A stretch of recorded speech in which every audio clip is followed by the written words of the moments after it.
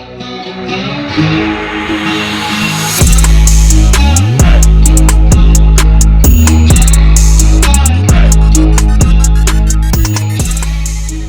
yeah, friends and fam, welcome back to another episode of Captain Coleslaw Outdoors with yours truly. Today, I want to take a little bit of time to teach you guys about reading the stream. And what I mean by that is how to find fish in regards to the water currents that you might see while you look at a moving body of water.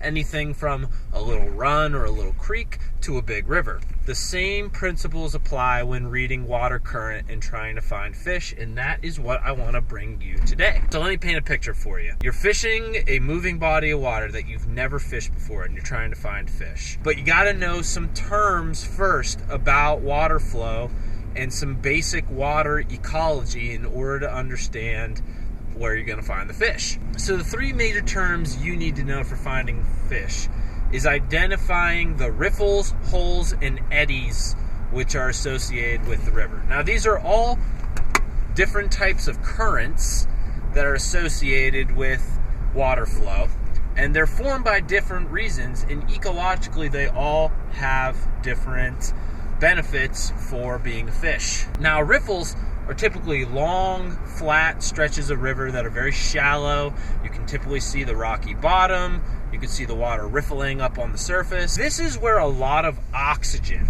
gets added into the water for those fish to breathe, and that's great. Fish love riffles because they have oxygen, but they don't live in the riffles.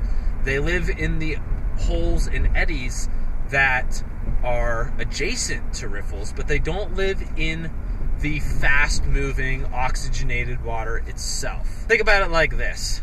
It requires a lot of energy and breathing, if you will, if you're a fish, in order to survive in a riffle environment. And only a few very specialized fish species do that. Most of them do not want to deal with living in a riffle, but they want the oxygen that comes from the riffle, so they live in some of the slower water pools and eddies around the riffle, where the oxygen, as it gurgles in through the air and through the white water you see on a stream, diffuses into those slower bodies of water, so they get to breathe it, but they don't want to live in it. Would you want to live inside a power grid complex? You'd have enough electricity, but it is not a safe environment. It's not an aesthetic environment. You wouldn't want to live in the power grid. You want to live around the power grid so you can get that energy and live your livelihood without having to deal with being right where the source of the energy comes from. That's why fish evade the riffles, because it takes a lot of energy to be there. It's really hard to live there, even though one of the most important resources, oxygen, is associated with a riffle. So rather than fishing riffles, you want to look for pools. Now in these pools, they typically form in areas where the river bends or kind of S's, so it slows the flow of the water down in these little areas where the water also tends to dig out the bottom because of the curvature of the current. The water gets deep. The riffling on the top of the water goes flat, and the water is typically deeper. You can't see the bottom when you are in a pool. Fish love pools because the oxygen that gets pumped in from the riffles ends up going into that pool and they can breathe it. But at the same time, so does food that gets washed into the river through the riffles. It is deposited and sinks to the bottom in the slow-moving pool water. So the fish just accumulate there and just wait for the food to come to them, and then they have a meal.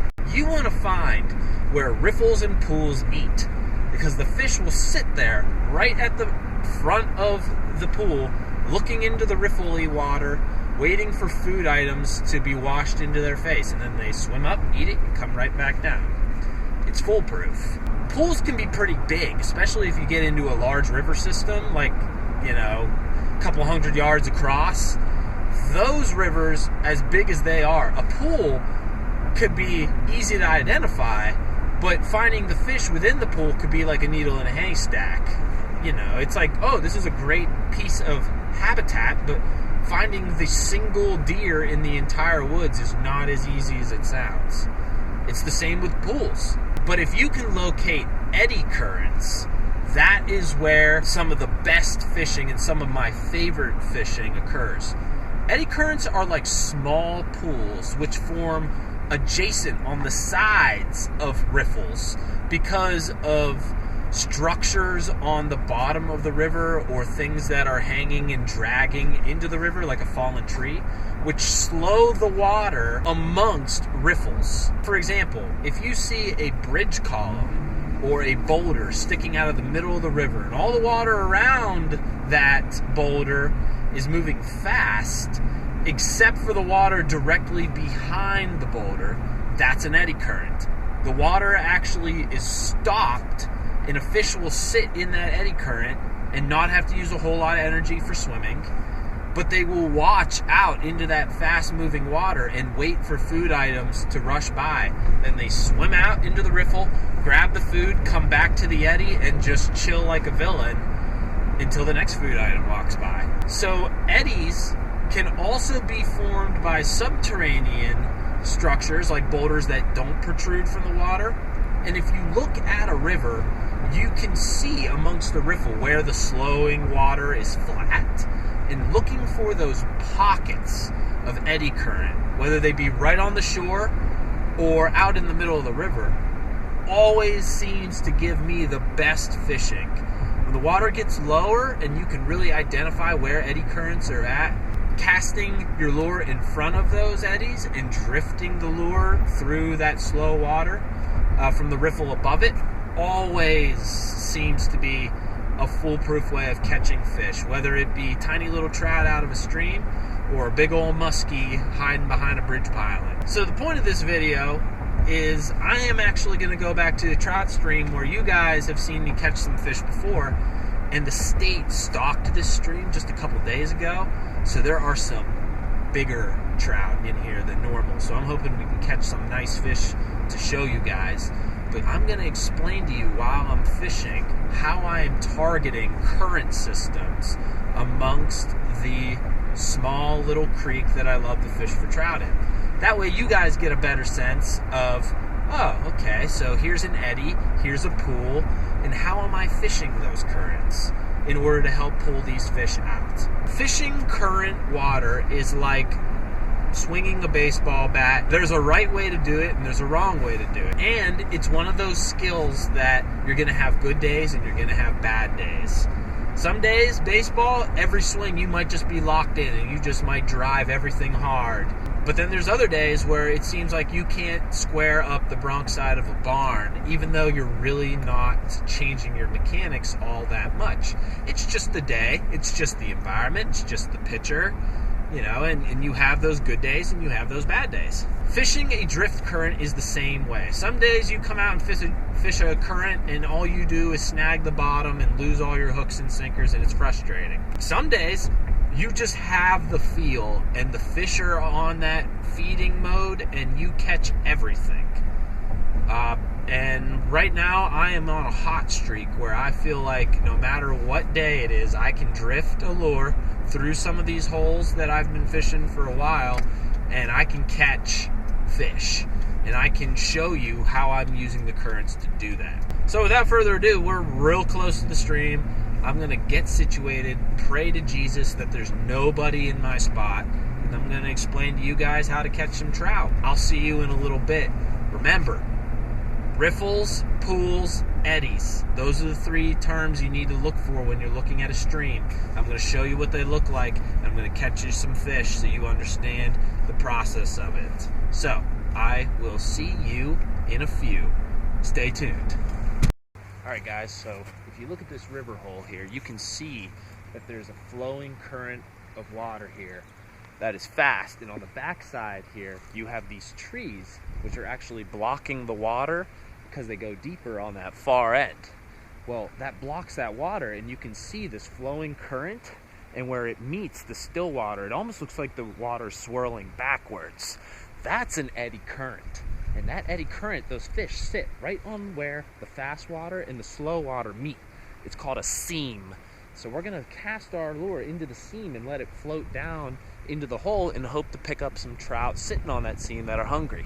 And the worm, as it drifts by, they're gonna come up and bash it. So let's see if we can't catch a couple right out of this little hole where I love to fish so much. So I'm gonna drift my worm in there and I'm gonna pull some trout out of here. You watch.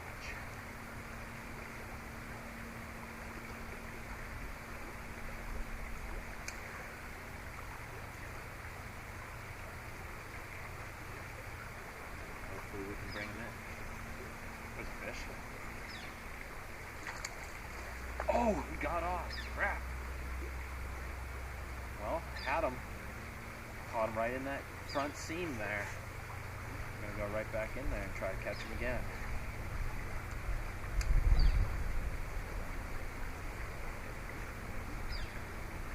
Already getting bites.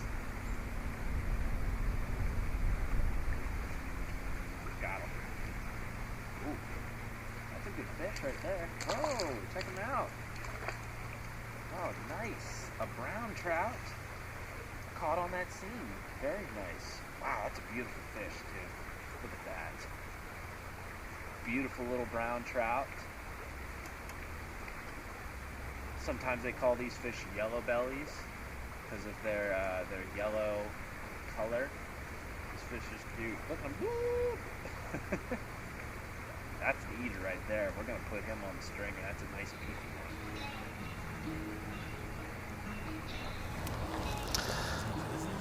Caught that fish on the inseam here, on the seam closer to the shore. Lost that fish on the inseam as well. We're gonna try over the outseam there on the far side of the current and see if we can't pull some fish off of this far current over here. So I'm on the outseam, I'm on that outer connectivity between the riffle and the eddy. Oh, already got a bite, son of a gun. Got him. That's a little one. We're not going to keep that one. But it is a trout. It is what we came here for. Little guy, look at that.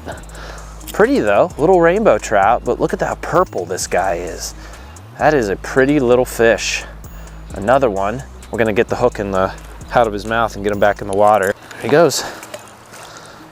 Not a bad hit rate. That's 3 trout in basically no time at all. But I caught that fish on the outseam over there. So there's obviously a lot of fish using this waterscape exactly how I expected it. Now, granted, not every hole, especially with stock trout, is going to have fish quite this populous. I mean, I've been here for 5 minutes and I've already caught 3 fish, and I'm probably gonna catch a lot more. But when you have this water current and you have fish in any density whatsoever, this is the kind of water that you're gonna find them.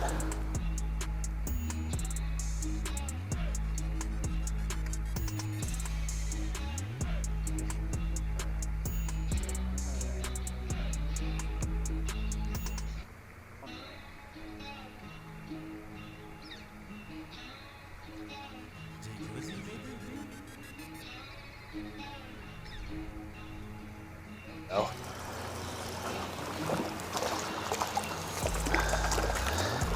Looks like a pretty good rainbow there, huh? Look at that dance.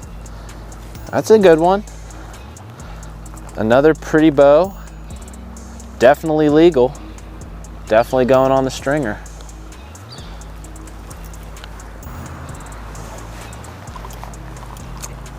Oh, come on. Let's keep racking these fish out.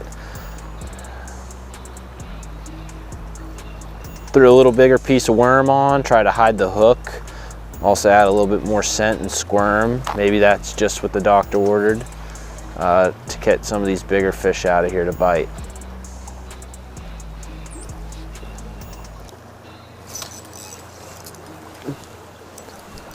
There's a good fish. Oh man, dang it, my line was not working because it was tangled around the top. Oh, that's frustrating. God damn it.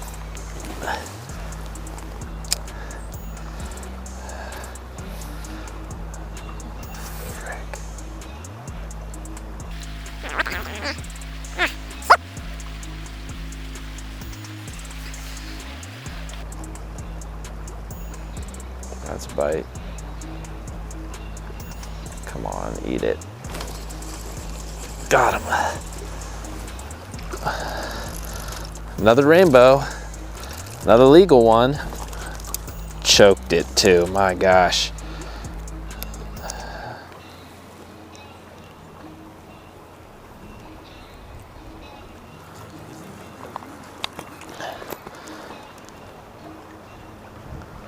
Another thing I should point out about eddy currents is right along the seam, the water is still, but as that water wraps away and outside from the seam and starts coming back on the shore, it actually forms a reverse current. So sometimes your line will actually drift back opposite of what the flow is doing because those eddy pools start to swirl like little, like a cyclone. And those fish will sit in there, you better believe it. But your line will do funky things, so you have to just pay attention to the water current, and you never want your line to have slack, because once it has slack, that means that it's either laying on the bottom and in close proximity to the sticks and rocks that you want to fish around, but you don't want to snag into. So you want to always keep your line somewhat taut, so you know that it's flowing and bouncing above the bottom. Plus, when a fish grabs it and pulls it and it's nice and tight, you're gonna feel the doink, doink, doink, doink of the fish.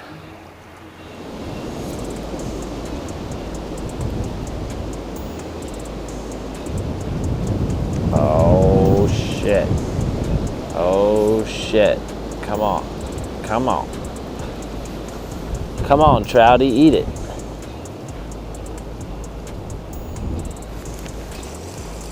There we go.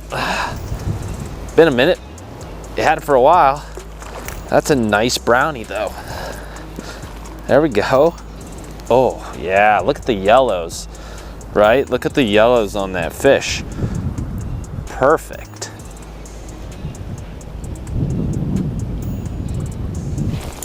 There we go. Way up there in that freaking log.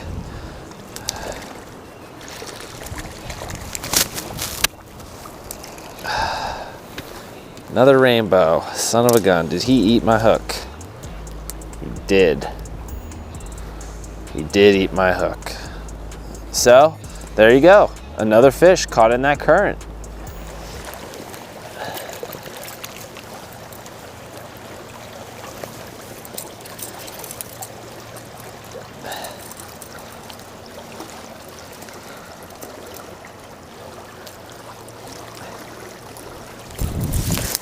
So there you guys have it. Check it out. A limit. We got a limit of trout today. Not too shabby, right? Some bows and some brownies today. No brookies. But you know what?